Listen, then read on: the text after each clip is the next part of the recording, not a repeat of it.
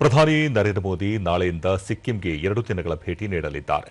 ಗ್ಯಾಂಗ್ಟಾಕ್ನಲ್ಲಿ ಮಂಗಳವಾರ ಸಿಕ್ಕಿಂನ 50ನೇ ರಾಜ್ಯ ಸ್ಥಾಪನಾ ದಿನಾಚರಣೆ ಸಮಾರೋಪದಲ್ಲಿ ಪ್ರಧಾನಿ ಪಾಲ್ಗೊಳ್ಳಲಿದ್ದು, ಇದೇ ವೇಳೆ ರಾಜ್ಯದಲ್ಲಿ 4,000 ಕೋಟಿ ರೂಪಾಯಿಗೂ ಅಧಿಕ ವೆಚ್ಚದ ಅನೇಕ ಅಭಿವೃದ್ಧಿ ಯೋಜನೆಗಳ ಉದ್ಘಾಟನೆ ಮತ್ತು ಶಂಕುಸ್ಥಾಪನೆ ನೆರವೇರಿಸಲಿದ್ದಾರೆ.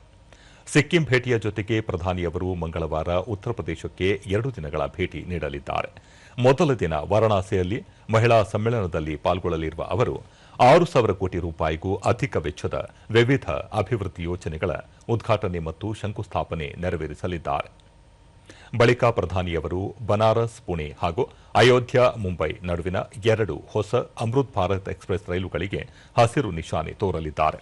ಬುಧವಾರ ಪ್ರಧಾನಿಯವರು ಶ್ರೀ ಕಾಶಿ ವಿಶ್ವನಾಥ ದೇವಸ್ಥಾನದಲ್ಲಿ ಪೂಜೆ ಸಲ್ಲಿಸಿ ನಂತರ ಹರ್ಡೋಯ್ನಲ್ಲಿ ಗಂಗಾ ಎಕ್ಸ್ಪ್ರೆಸ್ ವೇಯನ್ನು ಉದ್ಘಾಟಿಸಲಿದ್ದಾರೆ.